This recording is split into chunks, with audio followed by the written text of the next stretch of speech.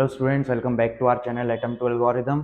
और आज हम एक ऐसी यूनिट को स्टार्ट करने वाले हैं जो M1 के पेपर में सबसे ज़्यादा स्कोरिंग है और सबसे ज़्यादा मार्क्स दिलाती है। तो यूनिट का नाम है मैट्रिक्स और आज हम उसका पहला टॉपिक देखेंगे, रैंक ऑफ अ मैट्रिक्स। तो चलिए देखते हैं मैट्रिक्स क्या होती है। मैट्रिक्स एक रेक्टेंगुलर अरे रहती है जिसमें रोज और कॉलम्स में एलिमेंट्स अरेंज रहते हैं। जैसे अगर मैं आपको बताऊं तो मान लीजिए ये हमारी एक मैट्रिक्स है। 1 2 3 4 5 6 7 8 और 9। ये मैट्रिक्स 3 बाय 3 की है क्योंकि इसमें 3 रोज हैं और 3 कॉलम्स है, तो इसको हम मैट्रिक्स कहते हैं। और matrix of size m cross n has m rows and n columns. So m cross n मतलब 3 रोज हैं इसमें और 3 कॉलम्स हैं। और मैट्रिक्स को हम यूज़ करते हैं लीनियर अलजेब्रा में, कंप्यूटर ग्राफिक्स में, मशीन लर्निंग में और काफ़ी जगह पे मैट्रिक्स को यूज़ किया जाता है। तो चलिए आगे बढ़ते हैं। रैंक ऑफ मैट्रिक्स क्या होती है? रैंक ऑफ मैट्रिक्स एक maximum number of linearly independent rows होती है और कॉलम्स कह सकते हैं अपन। नहीं तो अगर अपन सिंपल वे में बताएं तो हम मैट्रिक्स को इस तरीके से सॉल्व करते हैं कि उसमें कम ज़्यादा से ज़्यादा 0 0 वाली रो या कॉलम बन जाए। तो मान लीजिए 7 8 9, तो इसकी रैंक हो जाएगी 1। हम इसको ज़्यादा से ज़्यादा बार सॉल्व करते हैं, मतलब आपने एलिमेंट्री रो ट्रांसफॉर्मेशन या एलिमेंट्री कॉलम ट्रांसफॉर्मेशन 12th में तो पढ़ा ही होंगे, जिसमें हम क्या करते हैं कि ज़ीरो बनाते हैं और कुछ प्रॉपर्टीज़ लगाते हैं मैट्रिक्स की, डिटर्मिनेंट्स की, है ना। तो इसमें हमको वही प्रॉपर्टीज़ लगा के, जैसे अपनी प्रॉपर्टीज़ नहीं रहती है R2 implies R2 minus R1, ऐसी कुछ प्रॉपर्टीज़ लगा के हमको ज़्यादा से ज़्यादा ज़ीरो वाली रोज बनानी है। और जो एक नॉन ज़ीरो रो होगी उसकी रैंक 1, मतलब मैट्रिक्स की रैंक वो होगी।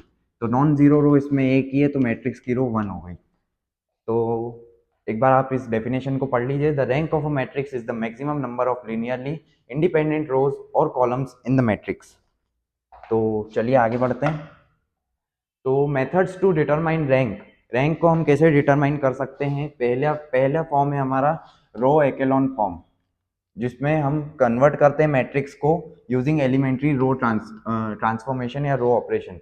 एलिमेंट्री रो ऑपरेशन मतलब जैसे मैंने आपको पहले ही बताया था, R2 is equals to R2 minus R1। ऐसे काफ़ी सारे रो एलिमेंट्री ट्रांसफॉर्मेशन हम लगाते हैं जिससे हमारी मैट्रिक्स में क्या बनेगी, नॉन जीरो रोज बनेगी। और जीरो रोज को हम नहीं गिनेंगे, नॉन जीरो रोज को गिनेंगे। नॉन जीरो रोज ही मैट्रिक्स की रैंक कहलाएगी। और कॉलम स्पेस मेथड, इसमें लीनियरली इंडिपेंडेंट कॉलम्स निकालते हैं हम लोग। और तीसरी है माइनर मेथड, जिसमें लार्जेस्ट स्क्वायर सब matrix with a non zero determinants rank निकालता है। तो आज के हम वीडियो में हम समझने वाले हैं रो एक्लोन फॉर्म। चलिए स्टेप्स में बता देता हूँ, स्टेप्स कैसे फाइंड करते हैं। रुक जा। चलिए अब हम देखते हैं कि रैंक कैसे फाइंड करें और यूजिंग रो एक्लोन फॉर्म। तो अब हमको क्या करना है, परफॉर्म एलिमेंट्री रो ट्रांसफॉर्मेशन, मतलब जिसमें स्वैप कर सकते हैं, स्केल कर सकते हैं और रोज को ऐड कर सकते हैं। और जिससे हमको एक मैट्रिक्स मिलेगी और उसमें हमको आइडेंटिफाई करनी है नॉन जीरो रोज। और the rank is equal to the count of non zero rows. Rank जो है नॉन जीरो रोज के इक्वल रहेगी। जैसे हमारी ये आ गई 1 2 3 4 5 6 0 0 0। हमने रो ट्रांसफॉर्मेशन लगाया और हमारे पास कुछ ऐसी मैट्रिक्स बनी, तो इसमें दो नॉन जीरो रोज है, तो हमारी रैंक आ जाएगी rank of A equals to 2। ठीक है, आप इसको एक बार पढ़ लीजिए अच्छे से, फिर हम आगे बढ़ते हैं। Find the rank of given matrix A equals to, matrix की फर्स्ट रो है 1 2 3, सेकेंड रो है 2 4 6 और 3 6 9। तो इसमें हमको एलिमेंट्री रो ट्रांसफॉर्मेशन लगाने हैं जिससे हमारी ज़्यादातर, हमको कोशिश करनी है कि ज़्यादातर रोज हमारी जीरो हो जाए जिससे हम रैंक फाइंड कर सकें। तो पहले हम ए में लगाएंगे, एक बार देख लेते हैं। 1 2 3 2 4 6 3 6 9। अब इसमें हम देखिए तो क्या लगा सकते हैं, जैसे हमने इसमें 2 का मल्टीप्लाई किया तो ये और माइनस कर दिया तो हमारे पास एक जीरो थ्रो आ जाएगी। जैसे अब लगाते हैं हम R2 पे R2 माइनस 2R1। ठीक है, तो इसको लगाने के बाद हमारी ए जो बनेगी वो होगी, तो इसमें 2 का मल्टीप्लाई करो, 2 वन ज़ा 2, 2 में से 2 गया 0, R2 पे लगाया हमने इसीलिए। अब इसमें भी 2 का मल्टीप्लाई किया, 4 में से 4 गया 0, और 6 में से 6 गया वो भी 0 बन जाएगा। तो हमारे पास एक जीरो थ्रो आ चुकी है, 3 6 और 9। तो हमने एक जीरो थ्रो तो निकाल लिया, अब हम दूसरी जीरो थ्रो निकालने की कोशिश करेंगे। तो चलिए अब हम कोशिश करते हैं कि इसको कैसे बना सके हम जीरो, इस वाली रो को। तो इसमें भी अगर अपने को आप पैटर्न देख सकते हैं तो दिख रहा है कि अब अगर अपन लगाएंगे R3 पे, R3 माइनस 3R1, तो हमको एक और जीरो थ्रो मिल जाएगी। आप एक बार खुद कॉपी में सॉल्व करके इसको देख लीजिए।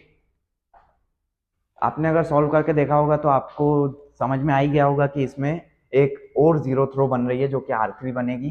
तो चलिए इसको आप मैं बता देता हूँ कैसे सॉल्व होगा। A इक्वल्स टू, पहली रो AC की AC, दूसरी रो को भी ऐसे के ऐसे ही लिख दीजिए, और इसमें 3 का मल्टीप्लाई कीजिए इस वाली रो में। तो 3 वन जा 3, 3 में से 3 गया 0, 3 टू जा 6, 6 में से 6 गया वो भी 0, और 3 3 जा 9, 9 में से 9 गया वो भी 0।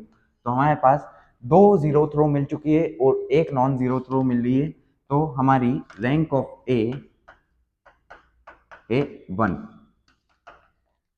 एक बार देख लीजिए इस क्वेश्चन को।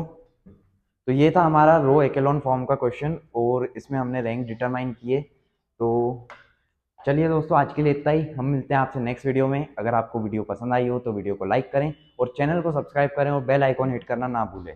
मेरा नाम है मंथन सचदेव और आप देख रहे हैं Atom to Algorithm. Thank you.